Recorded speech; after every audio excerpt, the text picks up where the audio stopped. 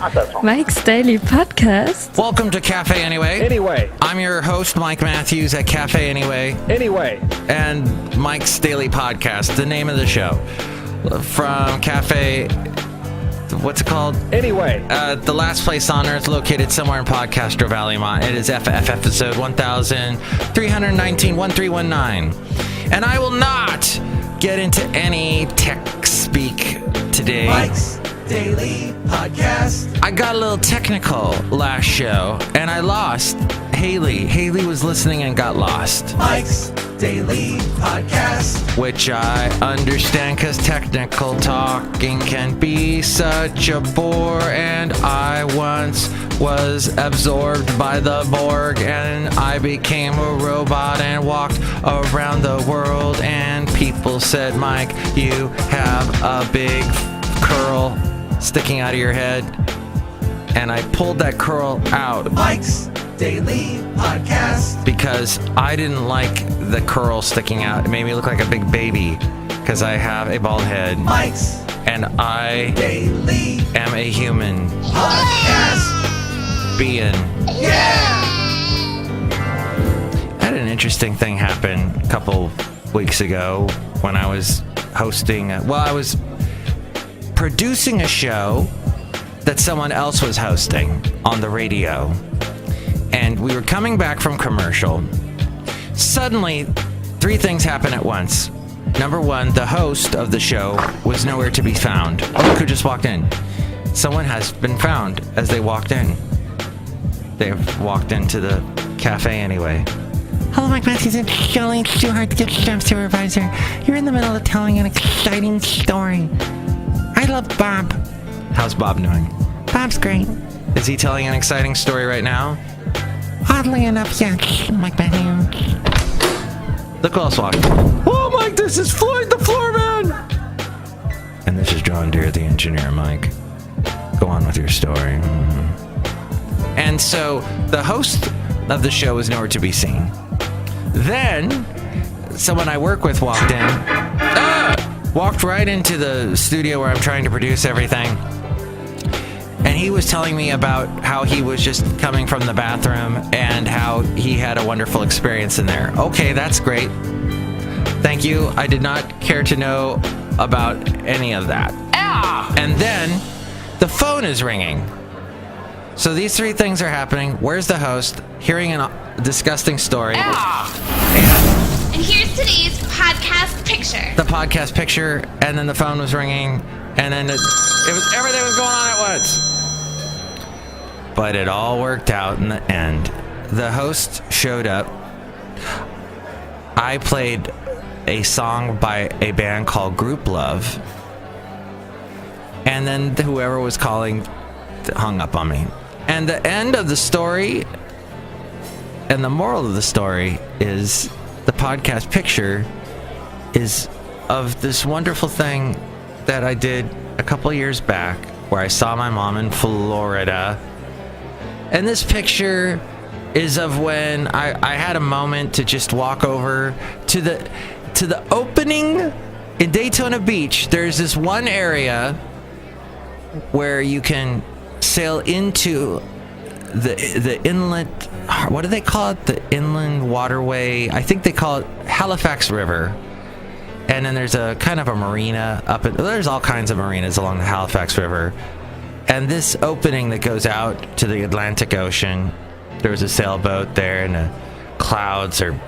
Oh, there's always some kind of big thunderstorm going on in Daytona Beach. They do it big there. And the sand is so soft. And anyway, I took this picture because I think you need a nice little beachy Florida picture. And I need to get to Florida to see my mom. Stat! It's been a while. Do people still say Stat? I guess I did. Lestat was that character in that Vampire Diary, whatever. Vampire Diaries, Diary of a Vampire. One of those things.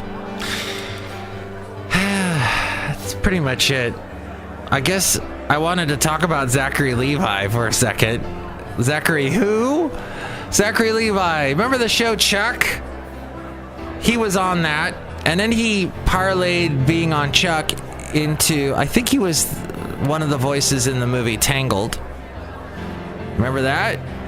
No? Yes? And then he hosted a nerdy podcast, because everybody's got to have a nerd podcast. Zachary Levi was pretty big for a while. He's a good-looking guy. And he's from Ventura, California. I had the chance to meet him because my ex-wife knew him, went to school with him.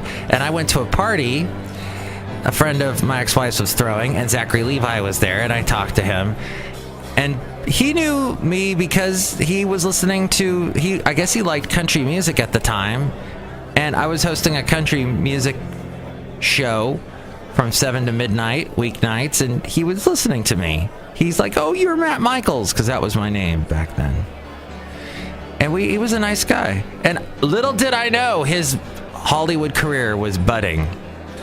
But what's he doing now? Actually, he was in one of the Thor movies. But I watched the whole Thor movie and did not know it was him.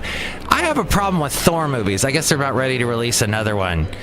They are so visually dark. The storyline isn't really always dark, although people get killed, but if you're going to watch it on a flat screen, it's kind of hard to watch a Thor movie because it's so dark and you're like, what's going on? I know they spent gazillion dollars with all the CGI. How come I can't see a dang thing? Well, that's except for the part where then they come to Earth and it's usually sunny, but the Valhalla place is dark usually. Well, that's been an exciting topic. Today, we have this wonderful segment called Ridiculous Random Posts. These are posts in the news world being posted to news. And we're going to get to that and find out what's going on in the world. And I will try and stay away from the technical jargon. But the interesting thing is that you can help out the show through mikesdailypodcast.com and click on the Amazon and the PayPal, and there's all kinds of things to do to help us out. Oh, and there's past interviews and past podcast pictures at mikesdailypodcast.com. And I'm on Flickr. Is anyone on Flickr? I'm on Flickr. But I don't have a link to that at mikesdailypodcast.com. Oh, how sad. I should fix that. No, I shouldn't. Hey, let's get to the segment Ridiculous Random Post. Ridiculous Random Post. First off, a post to the Washington Post of all posts. Susan Rice. It says, well, I was talking last week about how Republicans like to bash on Susan Rice. Well, she's had a hard week. Her ascent in the Democrat foreign policy circles is the stuff of legend. But she had a couple things that she said wrong to the media, and it's come back to get her wrong in the past couple of weeks. The most recent example was highlighted yesterday by the Washington Post fact checker Glenn Kessler. In an NPR interview 3 months before Syria's government allegedly used chemical weapons on its own people last week, Rice had hailed the Obama administration's success in removing such chemical weapons. Quote, "We were able to get the Syrian government to voluntarily and verifiably give up its chemical weapons stockpile," she said. But this questionable claim, Secretary of State John Kerry's exit memo to President Barack Obama, which was released 11 days before Rice's January 16 interview, noted that, quote, "Unfortunately, other undeclared chemical weapons continue to be used ruthlessly on the Syrian people." Kessler gave Rice 4 Pinocchios, the highest degree of falsehood possible.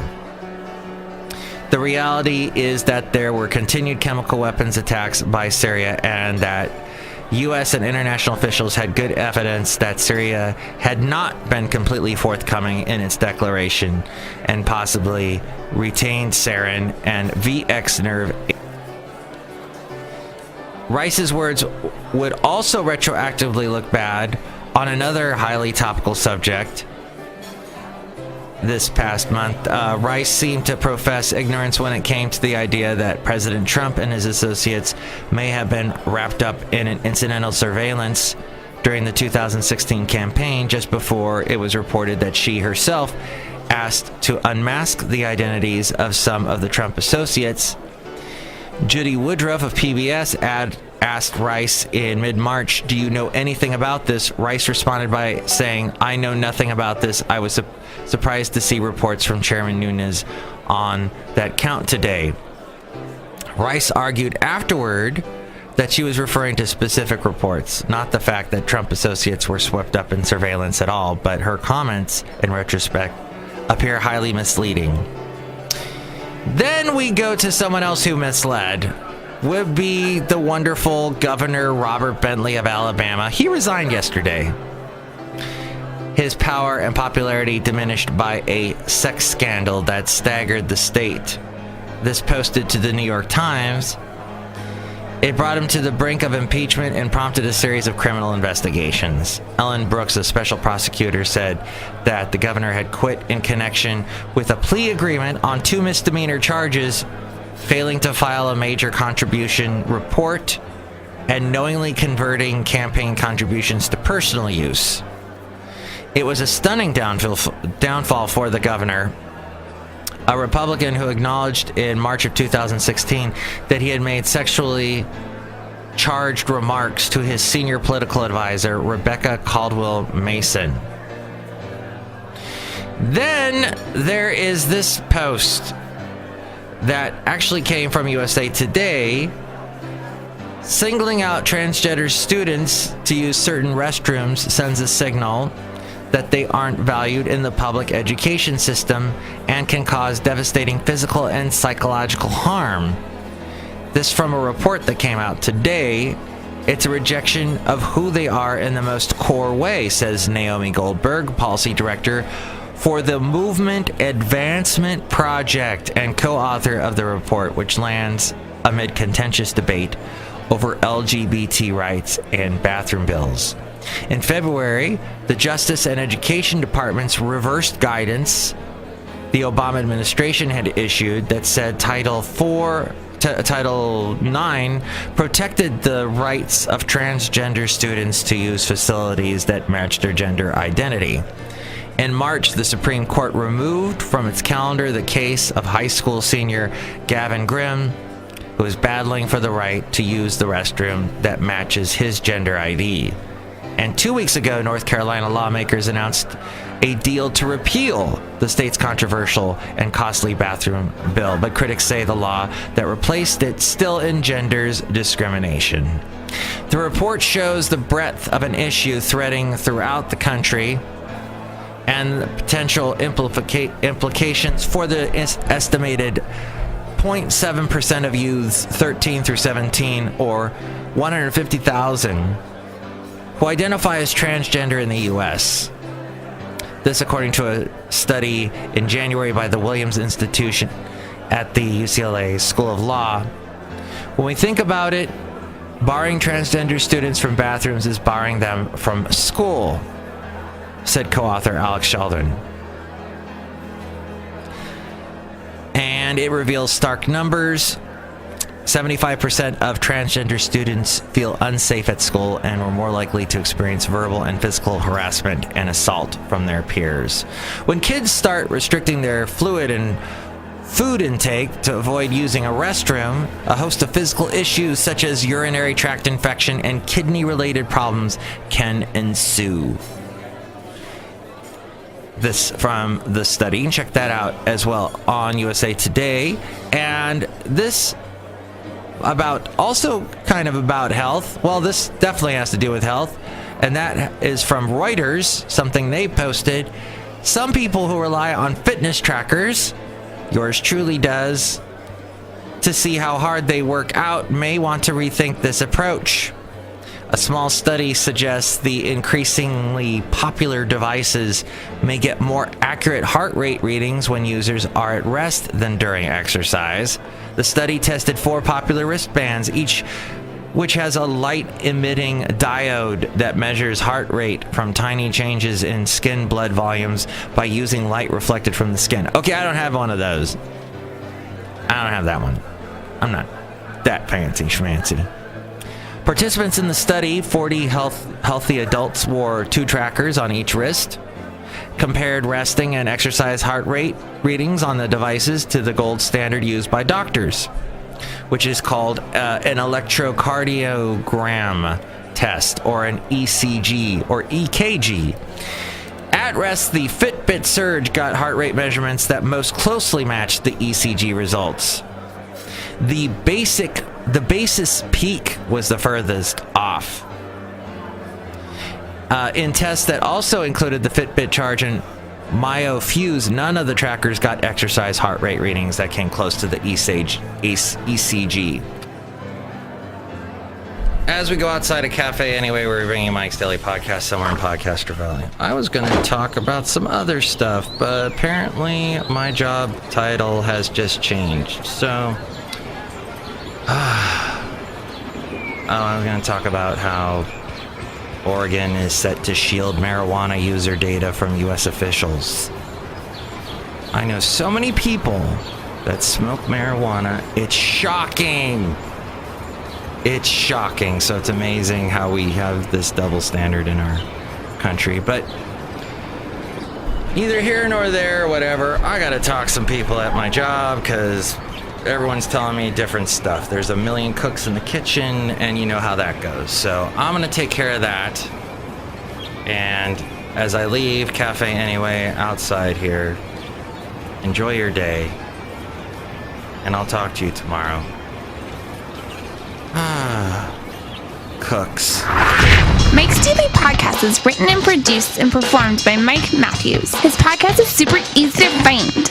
Download or listen to his show and read his blog at mikesdailypodcast.com. Email Mike now at mikesdailypodcast@gmail.com. See you tomorrow. Bye!